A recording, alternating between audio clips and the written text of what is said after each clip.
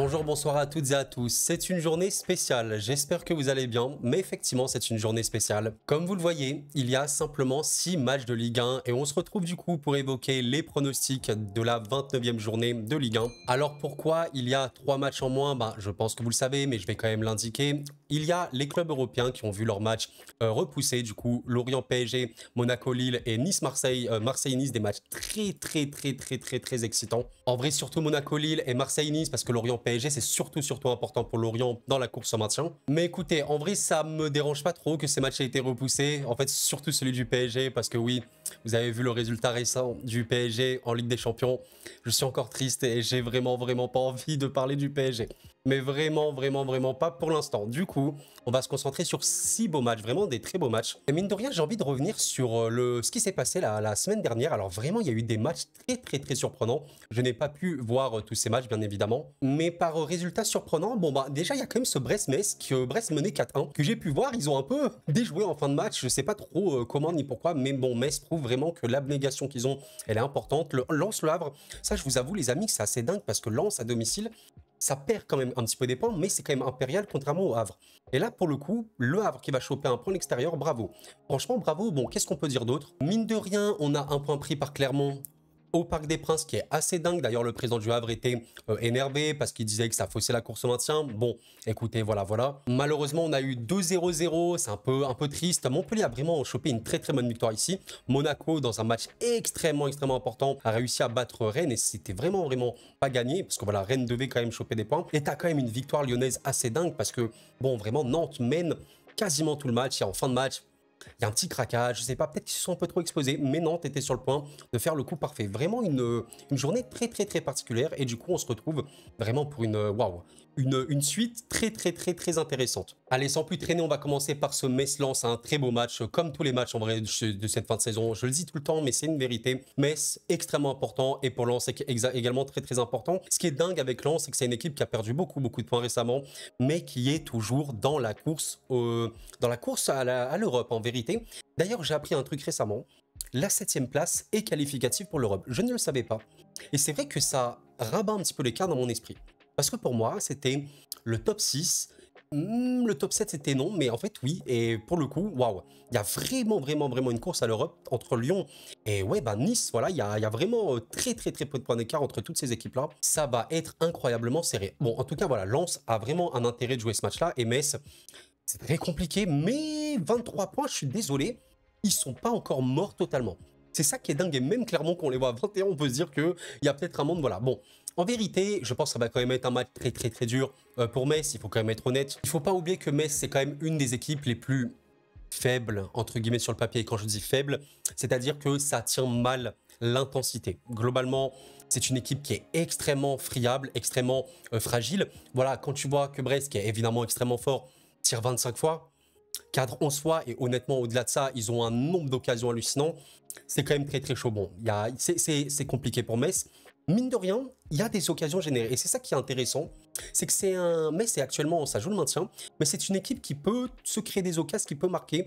Et vraiment, qui a des buts. Vraiment, mine de rien, je pense que si on regarde globalement Metz, bon, il n'y a pas non plus 2000 buts, il ne faut pas se mentir. Quand tu vois 28 buts inscrits, bon, oui, c'est rien de fou, il faut être très honnête. C'est quand même bien au-dessus de Clermont. Mais voilà, regardez, Le Havre, Nantes, c'est à 27 buts. Strasbourg est à 30, est quand même plus haut. Donc en vérité, si vous voulez, on a déjà vu pire. On a déjà vu des équipes qui étaient dernières, voire avant-dernières, et avec moins de buts. Donc, on va dire qu'il y a quand même ça qui sauve le truc. Mais bon, cette équipe encaisse beaucoup trop et se subit beaucoup trop d'occasions. C'est dommage. Je pense sincèrement que si nous étions encore dans une Ligue 1 à 20 équipes, mais ce serait maintenu. Parce que, vous savez, souvent, dans la 19e et la 20e équipe, c'est un niveau qui peut être faible, voire très faible pour la dernière. Et c'est, je trouve, pas le cas. Honnêtement, Metz n'a pas un visage d'une équipe qui est vraiment complètement à la rue en Ligue 1. Et même Clermont, qui est 18e, disons qu'encore une fois, dans une Ligue 1 à 20, pour moi, Clermont et Metz peuvent se maintenir. C'est ça qui est vraiment dingue. Bon, maintenant, tu affrontes Lens et on va pas se mentir, Metz a beaucoup de mal à Saint-Symphorien cette saison. Honnêtement, il n'y a pas beaucoup de victoires. Il y a honnêtement pas beaucoup de victoires. Il y en a une, le 10 mars contre Clermont, qui était extrêmement importante. Quand on regarde un petit peu le classement extérieur de Ligue 1, on voit quand même que Lens est dans le top 5. Bon, 19 points, c'est pas non plus ultimement incroyable, c'est que 5 victoires, mais tu es quand même 5e, voilà. Le classement domicile de Metz, il est très mauvais. Voilà, c'est vraiment 2 petites victoires à Saint-Symphorien cette saison. C'est derrière Clermont, rendez-vous compte. Metz a énormément de mal à domicile. Et voilà, bon, Lens est, je ne sais pas si on pourrait dire décevant. Je pense quand même que les supporters lensois peuvent être déçus, absolument. Enfin, on parle du vice-champion de France. On parle d'une équipe qui était qualifiée en Ligue des Champions, il faut quand même le rappeler. Évidemment, il y a eu des départs importants. Fofana, pour ne citer que lui, même Openda. Bien évidemment, c'était très compliqué pour les Lensois. Et honnêtement, Lens a du mal en ce moment. Mais Lens a du mal, j'ai l'impression, depuis le début de saison. Et pourtant, je dis un petit peu à chaque fois, en parlant de Lens, que c'est une équipe qui produit bien, qui honnêtement pouvait espérer mieux dans beaucoup de matchs, mais à chaque fois, ça peut lâcher des points par-ci par-là. Et c'est dommage, honnêtement, c'est une équipe qui mérite mieux. Comme ce match-là contre Fribourg, où ils sont éliminés, ils méritent mieux. Franchement, Lens mérite mieux. Les matchs où ils sont éliminés contre Monaco, et même en Ligue 1, quand ils perdent contre Monaco, ils peuvent mériter mieux. D'ailleurs, quand tu bats Brest, qui était totalement vaincu, ça prouve que tu es quand même une équipe très bonne. Mais je sais pas, il y a peut-être un truc qui a été perdu dans cette équipe. C'est pas l'âme du club, évidemment, qui est toujours présente. Mais je pense qu'il y a plus ce méga taulier. Il y a des joueurs importants à Lens, mais Fofana était le taulier. C'était le boss du boss, il n'est plus là. Et le leader offensif Openda n'est plus là également. On sait que Monsieur Diouf et Monsieur Wai ont été achetés pour les remplacer. La vérité, c'est que leur rendement n'est pas très bon. Et donc, ça fait que Lens, sur les derniers matchs, c'est quand même un match nul, une défaite importante lors du derby, et une très sale défaite quand même à domicile. Ça fait mal pour eux contre Nice. Vraiment une défaite qui fait mal. C'est compliqué pour Lens, et je pense que mon pronostic va aller un petit peu sur ça. Évidemment qu'une confrontation entre Metz et Lens sera favori. Une confrontation contre quasiment tout le monde, contre Metz, ce sera l'adversaire de Metz qui sera favori. C'est normal au vu, on va dire, de la fragilité de l'équipe. Maintenant, Metz a vraiment un maintien extrêmement important à aller chercher. À domicile, ils ont été très décevants. J'ai envie de croire en match nul. J'ai vraiment envie de dire le match nul sur ce match-là, mais bon, je suis vraiment pas serein. Honnêtement, je vais pas vous dire, ouais, match nul, je le sens vraiment énormément. Pas du tout, parce que significativement, Lens est meilleur. Lens est meilleur que Metz, il faut le dire. Lens, évidemment, a aussi la motivation d'aller chercher l'Europe. Maintenant, voilà, je vois un match nul, parce que je me dis que ça peut être ce genre de match. Et voilà, je n'ai pas trop d'inspiration pour un autre résultat. Évidemment que Lens sera favori, mais je vais quand même dire match nul. Un Strasbourg-Reims à la Méno pour cette 29e journée. Alors vraiment un match qui, je pensais, était un peu inutile pour les Rémois, mais il y a une vérité, c'est que du coup la 7e place est qualificative pour l'Europe. Donc en fait, Reims a des arguments pour être motivé en cette fin de saison.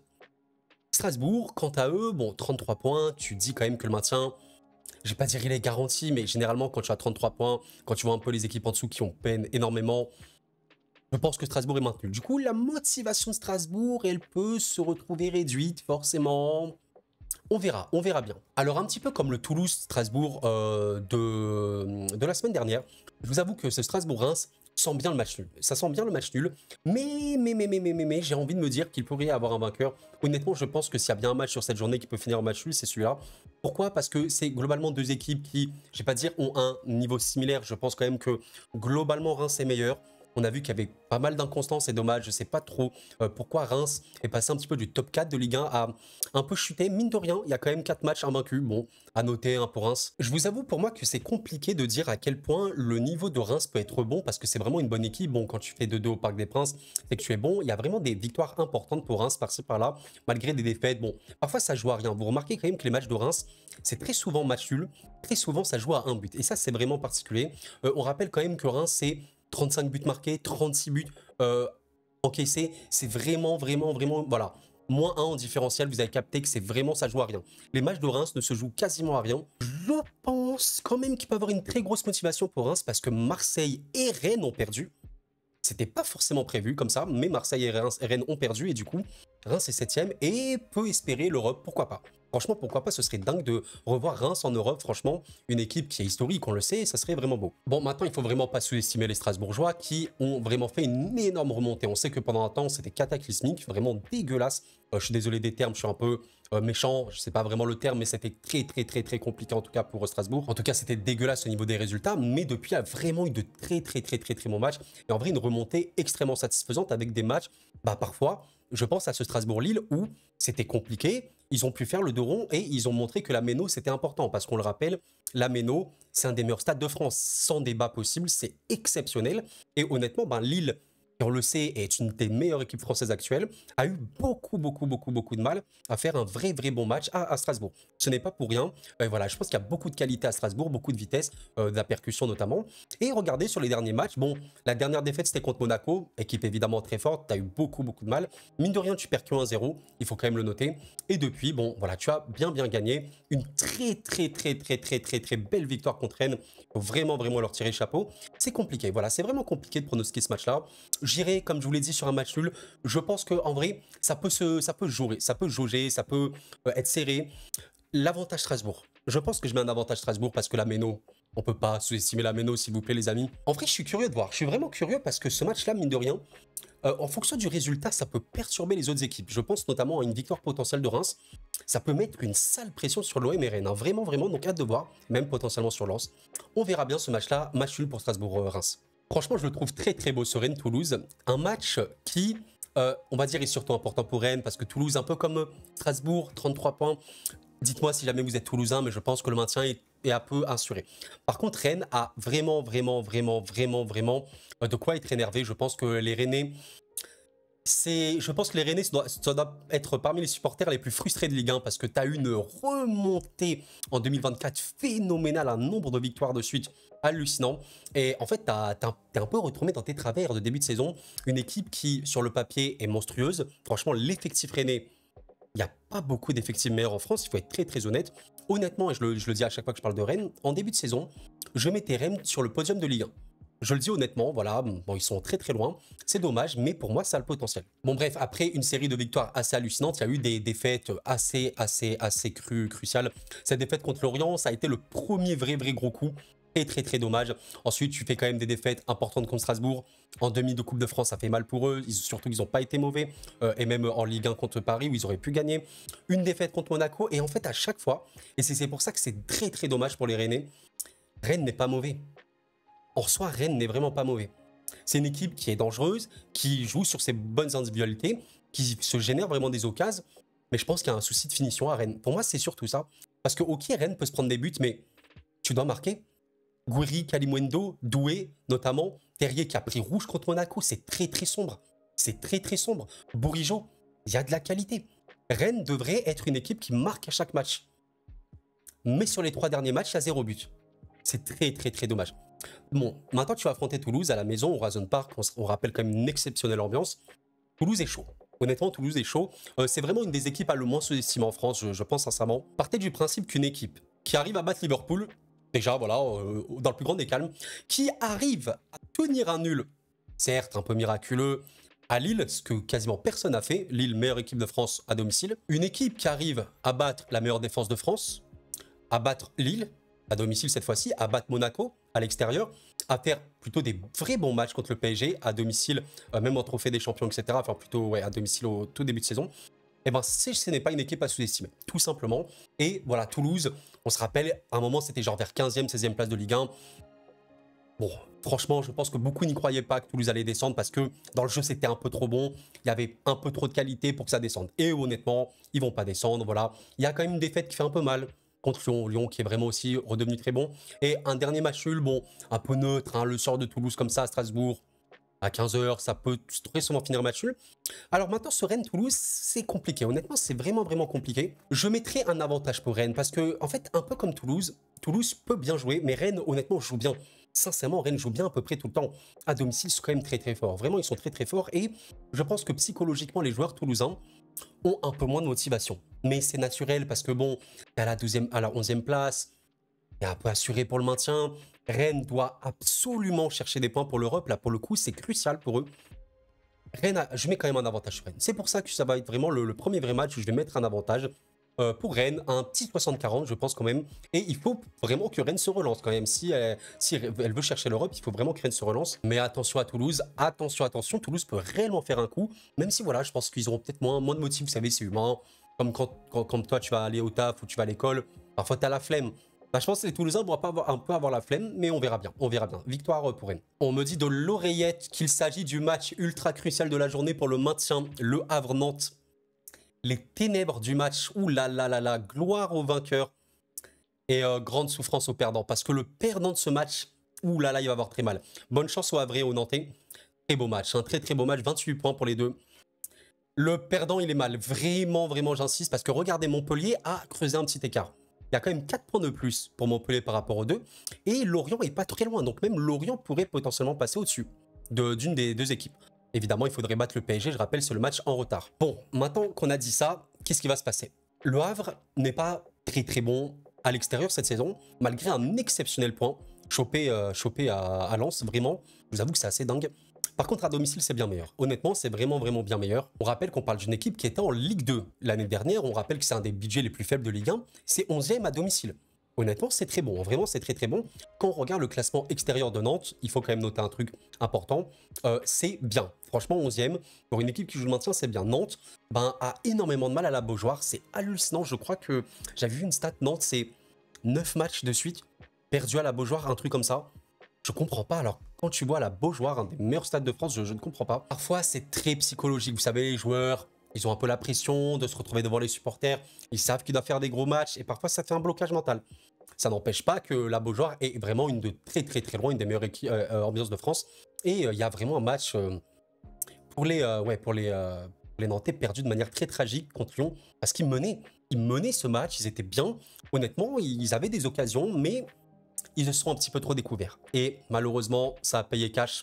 C'est dommage, c'est dommage, c'est dommage. C'est très, très, très dommage. Mais bon, voilà, l'autre vérité pour Nantes, c'est qu'il y a vraiment des bons matchs à l'extérieur. Franchement, quand tu arrives à battre 2-1, la meilleure défense de France, bon, on sait que Nice a beaucoup de problèmes, c'est vrai, mais ça indique un truc, voilà, surtout qu'il y a des joueurs qui sont revenus à un vrai, vrai niveau. Hein, je pense notamment, bon, en vrai, c'est pas qu'ils ont été mauvais, mais ils ont un peu plus de confiance. Je pense notamment à Mostafa Mohamed, je pense à même Mollet, hein, qui peut être vraiment, c'est important en fait, Mollet. Je pense que c'est le potentiel technique le plus élevé du club, donc il faut capitaliser sur des gens très très forts comme ça. Je pense que l'arrivée de Camboire, elle a pu faire aussi du bien, parce que c'est un coach qui sait ce qu'est le maintien, qui a entraîné des équipes qui subissent un maintien, et voilà, qui a vraiment beaucoup d'expérience dans le foot français, donc il faut quand même le dire totalement. Ça va être un beau match, franchement ça va être un très beau match pour le maintien. Généralement, partez du principe qu'un match pour le maintien, il y a très souvent des nuls. Franchement, vous remarquez un truc, soit il y a un but d'écart, soit il y a un nul.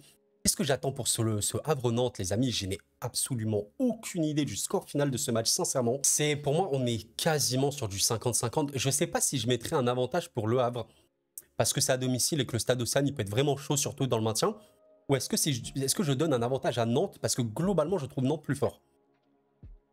Objectivement, je pense que Nantes est un peu plus fort que le Havre. Sincèrement, il y a des joueurs un peu meilleurs. Je pense qu'il y a un collectif un peu meilleur également. Mais c'est ultra serré. Franchement, c'est très serré. Ça me dérange, mais je crois que je vais encore mettre un match nul, pardon. Ça me dérange, mais je vais mettre encore un match nul. J'aime pas, mais bon. En fait, on est dans le cliché, vous savez, du match de Ligue 1. Dimanche à 13 h en plus, les gars. Ça joue le maintien.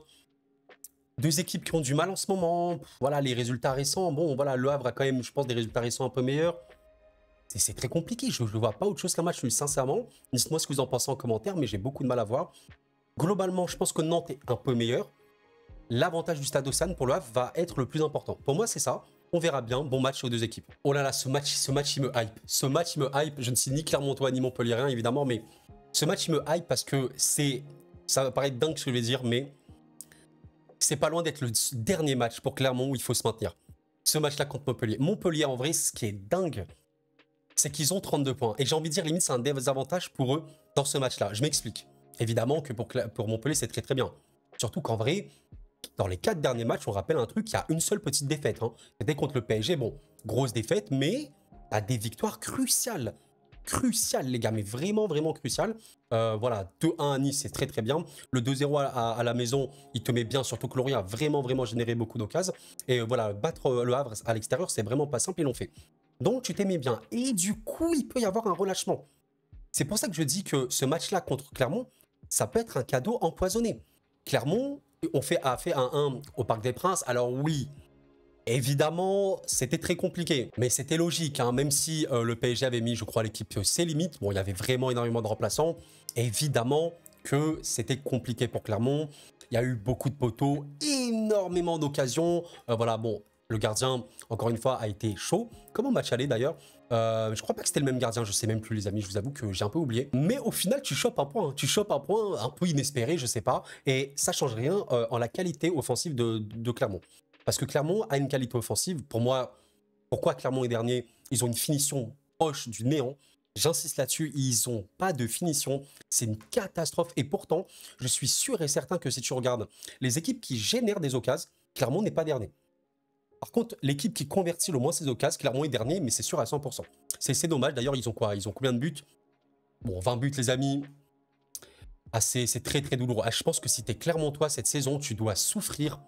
Niveau excitation des buts, tu dois vraiment, vraiment être en souffrance. C'est triste. Bon, et sinon, les dernières sorties de Clermont à domicile, il faut pas se mentir, c'est pas fameux. Hein. Le 3-0 que tu te prends à la maison, il fait très, très mal. Tu n'as pas été mauvais, encore une fois, mais tu es encore naïf. Tu es encore trop tendre. Voilà, tu es trop tendre. Tu dois marquer contre Toulouse, tu ne le fais pas. Le dernier match à domicile avant ça, c'était le Havre où tu gagnes. Tu fais un match qui est compliqué également, mais ça va, tu tiens le truc, tu as un carton rouge très très tôt. C'est bien, ça prouve que tu as une vraie abnégation de tenir le match nul malgré le rouge. Avant ça, tu as un 5-1 contre Marseille. Très très très très douloureux, surtout quand je sais que Marseille est peut-être la pire équipe de France à l'extérieur en Ligue 1 cette saison. Ça fait très très très très mal. Tu as quand même un vrai match nul important à Brest, à contre Brest. Et tu as dominé, il faut quand même le dire, mais voilà. Ce que je veux dire par là, c'est qu'il y a quand même de l'abnégation. Est-ce que tu es capable de réaliser un truc contre Montpellier? Oui, Montpellier est plus fort. C'est sûr et certain. Montpellier est plus fort. Montpellier a un meilleur collectif. Montpellier est très, très, très offensif. Montpellier a des meilleurs finisseurs. Voilà, individuellement, Savanier est très bon. Nortin, mine de rien, il est là, quoi. Kazri, bon, il est vieux, hein, mais c'est une qualité individuelle, etc., etc. Ça va être très compliqué. Pour Clermont, je ne dis pas le contraire, ça va être extrêmement compliqué, mais c'est un peu le dernier match pour moi où ils peuvent se maintenir ou non. Parce qu'après ça, tu vas te déplacer à Lens, c'est très très sombre. Reims, c'est quand même très fort. Tu vas te déplacer à Monaco, c'est sombre. C'est extrêmement sombre. Tu vas recevoir Lyon en fin de saison, c'est très très complexe. Et là, le dernier match à Lorient, je pense que ce sera déjà trop tard. Donc, ce match contre Montpellier, les joueurs clermontois doivent avoir conscience que c'est le dernier match limite à la maison où tu dois faire un résultat. Parce qu'en cas de victoire, tu as 24 points. Et là, sur un malentendu, peut-être que Clermont réalise un truc de malade mental. Parce qu'avec 24 points, si Metz perd, admettons, et si Lorient perd, bah pourquoi pas? Pourquoi pas rêver du maintien? Donc, moi, si j'étais coach, je leur dis, les gars, sacrifiez-vous pour ce match-là. Parce que vous battez Montpellier et les cartes sont redistribuées. On verra bien. Je pense que Montpellier, voilà, comme je l'ai dit, est plus fort. Montpellier, pour moi, joue moins quelque chose parce qu'avec 32 points, tu es quasi sûr d'être maintenu. Pas totalement, mais t'es bien, hein, t'es vraiment bien. Montpellier est sur une meilleure forme. Ça va être très compliqué. Et vous savez que moi, j'aime bien faire des pronostics un petit peu en mode la folie et tout. J'aime beaucoup ça. Et si Clermont réalisait pas un exploit et une victoire clermontoise contre Montpellier, qui ferait que la course en maintien serait vraiment dingue, mais à un point de malade. En vrai, ce serait merveilleux. Ce serait vraiment exceptionnel. Dites-moi ce que vous en pensez, ce que vous soyez Clermontois ou Montpellierin, mais est-ce qu'on y croit? Moi, je suis pas du tout Clermontois, encore une fois, mais j'ai envie d'y croire. J'ai envie de me dire, bon, bah, Clermont, qui est vraiment très, très, c'est très compliqué. Et pourquoi pas? Et pourquoi pas? 24 points à l'issue de cette journée. Et pourquoi pas? Franchement, j'ai envie d'y croire. Victoire pour Clermont. Même si, je pense que si on est ultra, ultra lucide, Montpellier a un avantage. Sur ce match, c'est peut-être du 60% Montpellier, quand même. Mais allez, on va balancer une victoire pour Clermont. Peut-être que l'histoire de Clermont va s'écrire, on ne sait pas. Franchement, si Clermont se maintient sur cette saison, on est vraiment sur un des plus gros maintiens du 21e siècle. Mais incroyable, ce serait dingue. Et on finit par un match, la cerise sur le gâteau. Le dessert qui concrétise le repas. Vous savez ce repas-là, vous allez dans un resto ultimement étoilé. Le resto, il a 30 étoiles. Le resto, il te dit, est-ce que tu veux le dessert? Est-ce que tu veux elle cerise sur le gâteau?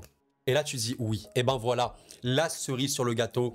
Un match incroyable entre Lyon, qui est une des meilleures équipes de France sur l'année 2024, et Brest, qui est une des meilleures équipes de France sur la saison complète. Magnifique, magnifique match, j'ai trop hâte. Qui va remporter ce Lyon-Brest? Je sais pas. Franchement, je ne saurais pas vous dire comme ça. Brest, deuxième de Ligue 1, a évidemment beaucoup de motivation à jouer cette fin de saison, parce que la course aux étoiles, la course à la Ligue des Champions est toujours possible. C'est un rêve. Franchement, moi, en tant qu'amoureux du foot français et du football tout court, voir Brest en Ligue des Champions, Brest-Real Madrid, Brest-Barça, Brest-City, etc., Brest-Bayern, pitié le football. Pitié qu'on puisse voir ça. Je vous en supplie, je veux voir ça. Pitié. Maintenant, et là, je dois faire un petit mea culpa aux Lyonnais parce que je ne pensais pas, mais Lyon a une motivation en cette fin de saison. Et je ne pensais pas Parce que je ne pensais pas que la 7e place était qualificative à l'Europe. Et pourtant, si. On me l'a bien dit en commentaire, je vous remercie. Et du coup, ça change tout. Ça change tout. Et vraiment, vraiment, Lyon est en train de réaliser une des remontées les plus folles de l'histoire. Hein. Vraiment, je n'ai jamais vu ça de ma vie. Lyon, complètement à la ramasse en début de saison, est devenu vraiment une des équipes les plus complexes à jouer en France. 11 victoires. C'est plus que Rennes ou Marseille. Mais rendez-vous compte, moi, je suis halluciné. D'ailleurs, bon, Brest a 15 victoires, hein, c'est quand même meilleur. Mais waouh, les derniers résultats de Lyon sont hallucinants. D'ailleurs, tu es en finale de Coupe de France. Moi, je pensais que c'était la dernière motivation pour les Lyonnais. Mais pas du tout. Il y a l'Europe à aller chercher. Tu réalises encore une fois une remontada magnifique contre Nantes. C'est incroyable, hein. Quelle abnégation, quel cœur, quelle énergie. Et voilà, je pense qu'on voit maintenant la qualité de cet effectif. Voilà, il faut le dire, Lyon a un des meilleurs effectifs de France. Je pense qu'on est dans le top 5, offensivement surtout. Benrahma, il marque pas beaucoup, c'est pas un joueur qui marque, mais qui peut faire beaucoup de différence. Même s'il n'est pas totalement à l'aise, il peut faire énormément de différence. J'en ai fait une vidéo. Lacazette, on va pas le présenter s'il vous plaît. Mohamed, très jeune, mais il peut énormément percuter. Sur le banc, ils peuvent se permettre de faire entrer du Cherki, voilà, du Orban, du Fofana dans le plus grand des calmes. Bref, c'est un effectif sale. L'effectif lyonnais, il est obscur, il est ténébreux. Ils sont énervés, ces gens. Ces gens, ils ont dit, on veut gagner, et ils peuvent gagner. Bien sûr qu'ils peuvent battre Brest, malgré que Brest est une exceptionnelle équipe. Bien sûr qu'ils peuvent battre le PSG, surtout si mon club de cœur sort en Ligue des Champions, j'en peux plus. Arrêtez, j'ai pas envie de parler du PSG. S'il vous plaît, épargnez-moi. Bref, Brest, ça va être très chaud aussi pour les Lyonnais, il faut le dire. Qu'est-ce que je peux dire? Sincèrement, je sais pas. Brest s'est fait un peu peur. Faut quand même le dire. Sur le dernier match, ils se sont fait un peu peur. Franchement, je sais pas trop ce qui s'est passé. J'ai vu un petit peu le match. À un moment, Brest menait 4-1 de mémoire. Et j'ai pas compris. Ils ont un peu déjoué. Hein. Je pense que c'est rien de bien inquiétant. Je pense que mentalement, ils se sont dit, bon, je vous mets, tu mènes 4-1. Allez, c'est bon. Voilà, à l'heure de jeu, tu relâches. Et c'est une alerte. C'est une alerte. Ça montre qu'il ne faut jamais se relâcher, surtout contre une équipe qui joue le maintien. Mais bon, Brest a été très largement au-dessus. Des stats en vrai qui sont dignes des équipes de première ligue. Hein. Manchester City a souvent ce genre de stats en première ligue, du 25 tirs, 11 cadrés, 70% de possession. Brest égale Manchester City. Voilà, peut-être que Brest est le Manchester City de France, on ne le sait pas. C'est juste qu'il y a, je pense, 3 milliards de budget de moins que City, mais préparez-vous les amis, à Francis Leblay, Manchester City va perdre à Francis Leblay. Ah non, je crois que le stade, il n'est pas aux règles. Je sais pas, mais vous inquiétez pas, ils trouveront une solution. Bon, je n'ai pas grand-chose de particulier à dire sur Brest. Insister évidemment que c'est une des meilleures équipes de France. La défaite, le stop qu'ils ont subi contre Lens, les a pas empêchés de performer ensuite, même si c'était un peu plus compliqué. Cette victoire contre Metz, pour moi, te rassure sur le fait que ta qualité, elle est monstrueuse. On a parmi les meilleurs joueurs de France. Pierre Lesmelou est monstrueux, sûrement pas loin d'être le meilleur milieu français actuellement, en Ligue 1 en tout cas. Del Castillo, il a été ultra décisif cette saison. Satriano a marqué. C'est assez dingue parce qu'en vrai, c'est un peu le problème brestois. Quand tu vois Brest qui a marqué 4 buts, je pense que les Brestois ont dû être dans un état de fou. Franchement, n'hésitez pas à me dire, mais je pense que c'était très bizarre. Sincèrement, les supporters brestois, ils étaient en mode « Mais attends, mais il se passe quoi? C'est carnaval aujourd'hui? C'est la fête? Il s'est passé quoi ?» Non, parce que 4 buts, on rappelle quand même que Brest, bon, ça peut marquer beaucoup voilà, contre Strasbourg, mais globalement, 0-0, 1-1, 1-0, 1-0, là 0 but, 1-1, 1-0, enfin, vous comprenez, ça peut être très compliqué. Donc, 4 buts comme ça, ils ont dû sentir bien, parce que c'est le vrai problème de Brest. Brest, vous leur mettez un finisseur, et je pense que ça joue le titre cette saison, ce n'est pas une blague. Mais ce n'est pas une blague, je pense que Brest, vous leur mettez un tueur devant les cages, je me demande premier degré si, là, le PSG a 63 points, est-ce que Brest n'aurait pas 62 points, un truc comme ça? Mais ce n'est pas une blague. C'est vraiment, ça me choque. Bon, en tout cas, Brest est exceptionnellement bon à l'extérieur. Franchement, quand tu as 24 points à l'extérieur, Lyon également, hein, bien sûr, c'est très bien. 7 victoires à l'extérieur, très lourd. À domicile, Lyon, bon, faut quand même compter leur début de saison très compliqué, mais voilà, c'est quand même remonté 13e à domicile. Il y a quand même eu 4 victoires depuis, donc c'est important, il faut le noter, même si Lyon, c'est vrai que performe quand même plus à l'extérieur. Bon, maintenant, je vous avoue, je suis incapable de pronostiquer ce match-là. Mais vraiment, j'en suis incapable. Je ne sais pas. En fait, comment vous dire? Pour moi, si Brest bat Lyon, à Lyon, on est sur une des folies, mais vraiment grave. C'est très chaud, c'est très choquant. Quand je dis ça, c'est grave. C'est pas honteux pour Lyon, évidemment non, mais ça voudra vraiment confirmer définitivement que Brest, mais ce ne sont pas des rigolos. Imaginez, regardez, je vous montre le titre. Imaginez lundi, vous voyez sur les journaux, Brest a fait tomber Lyon à Lyon. Vous arrivez à imaginer ce titre? Ça paraît dingue, mais imaginez que c'est possible. C'est pour ça que ça me paraît irréel. Ça me paraît vraiment irréel. Sincèrement, là, c'est à l'instinct qui parle. Je n'ai aucune idée du pronostic que je vais donner. J'ai envie de donner un avantage Lyon quand même. Ça me paraît logique.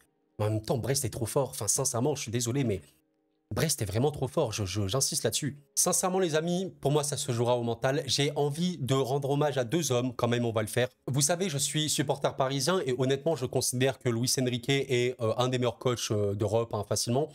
Mais en Ligue 1, en tout cas, j'ai envie de rendre hommage à Pierre Sage et Eric Roy, qui, je pense, sont les deux meilleurs coachs de Ligue 1 cette saison. Je mettrais peut-être Eric Roy le meilleur parce que ce qu'il réalise avec Brest, bah, c'est hallucinant. Là, regardez les éloges qu'ont Brest en ce moment. Enfin, je pense que si on avait dit ça aux Brestois l'année dernière, on nous aurait pris pour des fous. Mais pourtant, c'est la réalité. Et c'est aussi dû à cet homme et à son staff. Évidemment, il ne faut absolument pas dénigrer le travail de Pierre Sage qui est légendaire. Mais cet homme est déjà une légende. Franchement, les Lyonnais, est-ce que Sage est une légende? Je vous pose la question. Pour moi, oui, c'est bon, c'est une légende. Il sauve l'OL, un des plus grands clubs français, du maintien, les gars.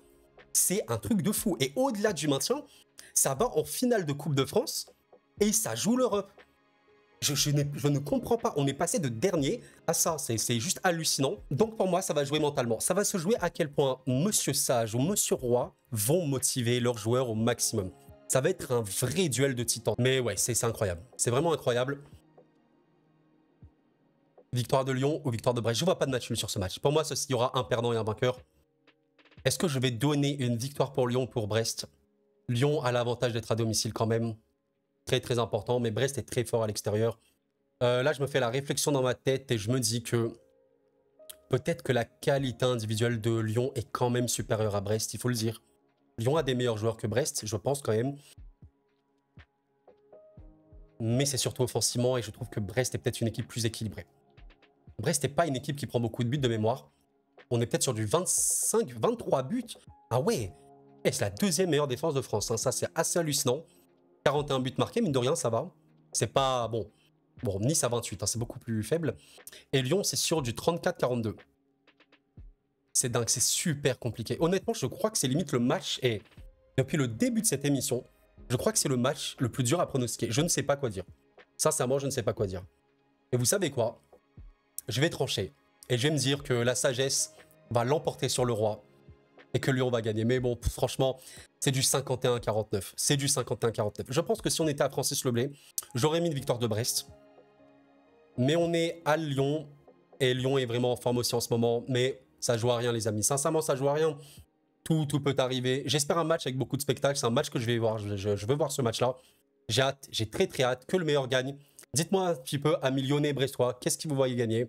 J'ai trop hâte. Et voilà les amis pour mes pronostics Ligue 1, une méga longue vidéo. Malgré 3 matchs en moins, j'en ai profité pour parler un peu plus, pour faire toujours cette durée de 30 minutes parce que ça me fait très très plaisir. Et voilà, bon ben, on a vraiment de beaux matchs. Ce Lyon-Brest, mamma mia, ce Lyon-Brest. J'en peux plus, donnez-moi ce poulet. J'ai faim, ça se voit pas que j'ai faim, donnez-moi ce poulet, ce gâteau, donnez-moi tout. On parlera, je pense, de ces matchs-là, OM Nice, il me semble, Lorient PSG et Lille Monaco, bah, dans une autre vidéo, hein, clairement. Mais voilà, n'hésitez pas à me dire un petit peu qu'est-ce que vous en pensez. Pour me soutenir, le like et l'abonnement, vous savez que ça m'aide beaucoup. Et voilà, pour le référencement, les commentaires également. Je vous souhaite un excellent week-end. Merci pour tout votre soutien. Sincèrement, j'ai reçu plein de messages aussi sur ma dernière vidéo concernant le PSG où on a perdu. Beaucoup de messages de soutien parce que j'étais très triste. C'est le football, c'est comme ça les gars. Je sèche mes larmes, on continue. Merci pour votre soutien les amis, c'était Koro et la paix sur vous.